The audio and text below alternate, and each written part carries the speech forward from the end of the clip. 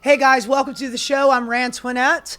We got a lot of stories to get through today on the recapping of the week. Starting off, we've got Israel does a preemptive strike on Iran, and it's not looking very good, heading towards World War III perhaps. Senator Alex Padilla of California was tackled to the ground and handcuffed because he tried to ask the Department of Homeland Security Secretary and Nazi Barbie, Kristi Noem, a question. Attorney General Pam Bondi has brought back Abrego Garcia from the Bukele dungeon in El Salvador, only to charge him so she can send him back again. Defense Secretary Pete Hegseth says that he does not really give a good goddamn about what the courts have to say. If they tell him that he needs to take his troops out of LA and go home, he says that he's not going to follow those orders. We've got veteran reporter Terry Moran from ABC gets fired over a tweet criticizing Donald Trump and Stephen Miller. I couldn't think of two better people to criticize. A South Carolina Republican is caught with a lot of child porn. And Musk bends the knee, cucks himself, and kisses that Trump ass because he wants to get back in good with the Don. And we'll finish it off with a fun little video of Donald Trump looking like he is suffering from some kind of dementia, old age nonsense. The guy cannot seem to keep his words straight, and it is getting more and more obvious. Okay, let's get into it. The big story of the day is Israel does a preemptive strike on Iran because Iran is developing a nuclear weapon. Of course, they've been developing that nuclear weapon for the last 25 years. I think it was since the 90s. Netanyahu has been putting, that's how long Netanyahu has been involved with Israel politics. But since the 90s, he has been putting out every year a report on whether or not Iran is developing a nuclear weapon.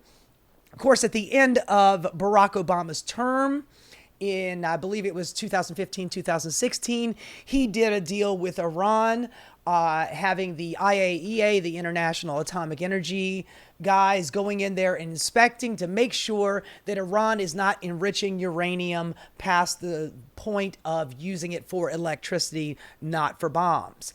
And that was working just fine until Donald Trump decided, I don't like that deal. Anything that Barack Obama did, I hate the deal. Barack Obama, it was a terrible deal. We got to fix the deal.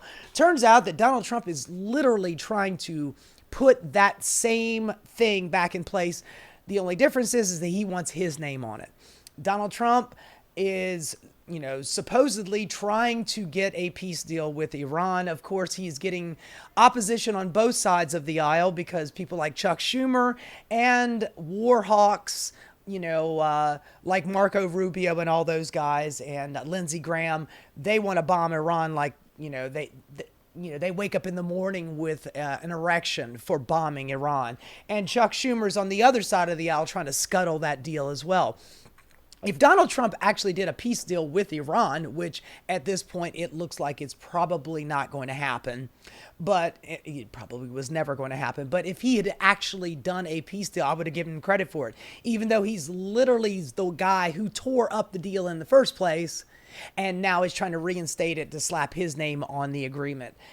But even if he did that, I'd still give him credit for it because peace is better than war.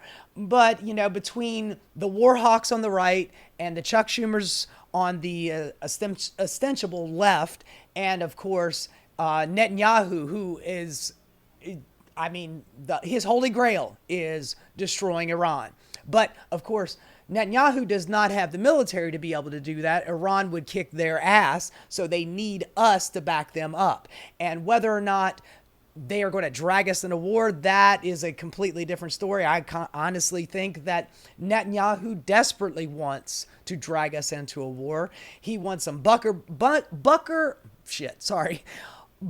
busting bombs, and he also wants American troops to come in there and help him clean it up. So, when everybody was talking about how Donald Trump is the peace guy, he's the dove, Don the Dove. Honey, he's either intentionally screwing this up or he is stupid and he sucks at his job. I tend to think that those are not mutually exclusive. I think he sucks at his job and he is stupid. So the chances of a full-blown war are getting hotter and hotter. Here we are. Let's take a look at this. Sorry. From the AP, Israel launched blistering attacks on the heart of Iran's nuclear military structure on Friday. They don't put this in here, but they also struck residential areas as well. A lot of apartment buildings, death toll has not been counted yet, but apartment buildings were also struck, deploying warplanes and drones previously smuggled into the country to assault key facilities and to kill top generals and scientists. So they killed some nuclear scientists, and they killed the guy who was actually doing the talks for the Iranian nuclear deal with Trump. They killed that guy as well, because we can't have that guy having a conversation with Donald Trump or anybody in the Trump administration trying to get a peace deal. We don't want peace, we want war, according to Netanyahu. A barrage, it said, was necessary before its adversary got any closer to building an atomic weapon. Like I said, they've been screaming and yelling about Iran building an atomic weapon for the last 25 years. And even though we had a deal, which, by the way, Donald Trump's top general at the time in his first term was General Mad Dog Maddox. And when asked by Donald Trump, is the deal working? He says, Mr. President, the deal is working. Our inspectors are going in and they're doing the inspections, and they are not enriching uranium past the point of electricity.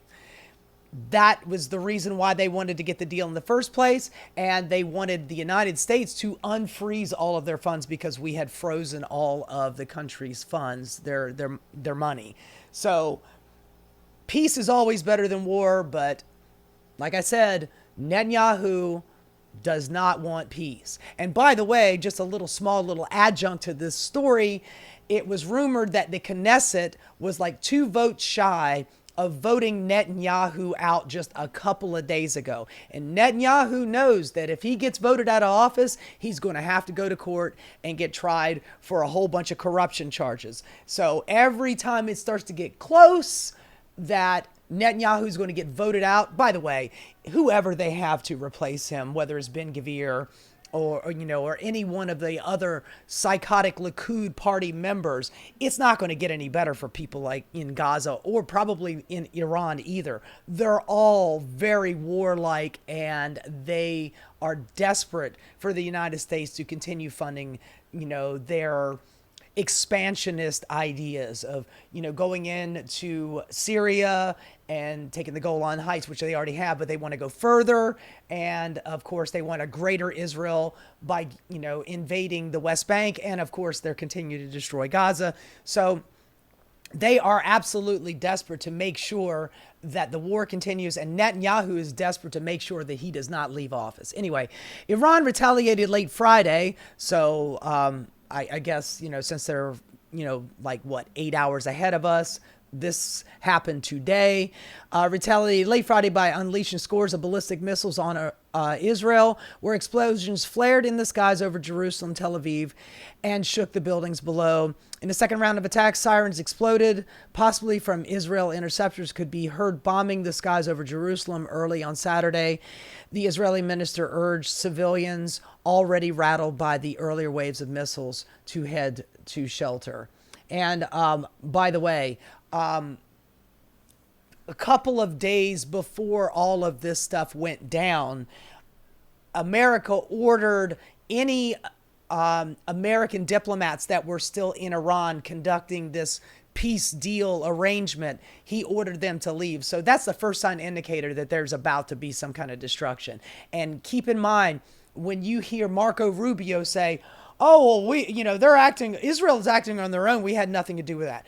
Israel does not tie their fucking shoes without American approval first. They are, and it reminds me of that old quote from Alexander Haig, who said that Israel is the largest unmovable aircraft carrier in the Middle East. And when you hear people saying, well, that's going to be the 51st state, or this is going to be the 51st state, or Canada is going to be the 51st state. Honey, Israel is the 51st state. It has been so for decades.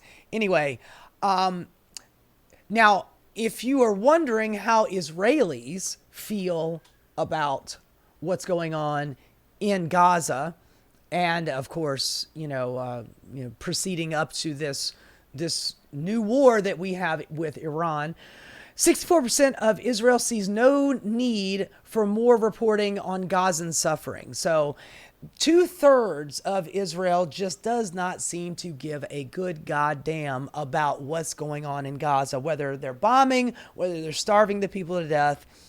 They don't care. And the propaganda that is being pushed out by Netanyahu, Ben-Gvir, Smotrich, and what have you in regards to that pales in comparison to an actual hot war with Iran, where we would have to put on boots on the ground eventually. And I do not want to see any American troops on the ground in Iran.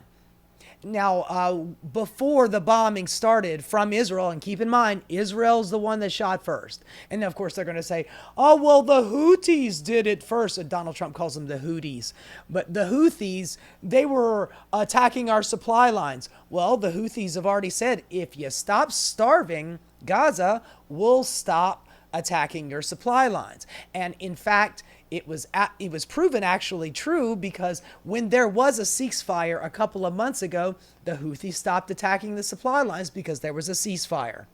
And also, I would like to remind you that the last deal that Hamas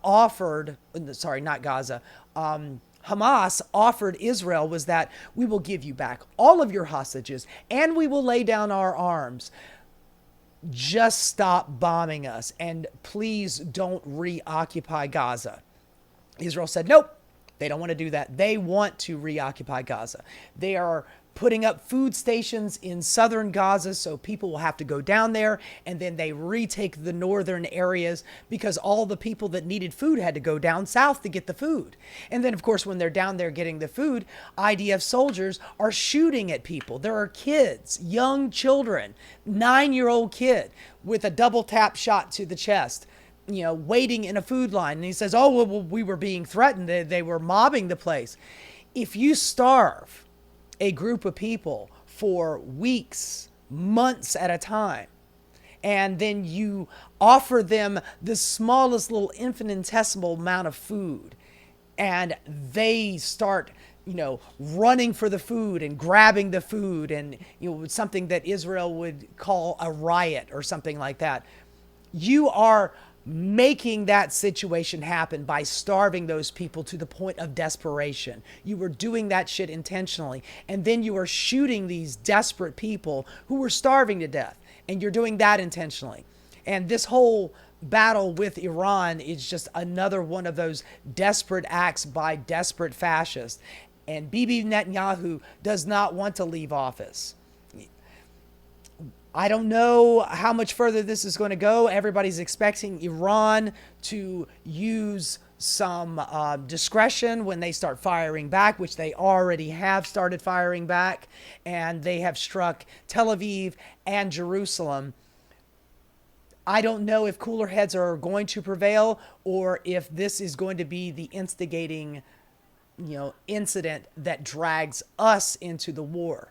In one more reminder, a few weeks ago, there was an interview with Donald Trump where they asked, are you concerned that Israel is going to pull us into a war with Iran? He goes, they're not going to be pulling me into a war. They can do whatever they want to. But, if war happens, we'll back them up. So we know that Donald Trump will back up Israel.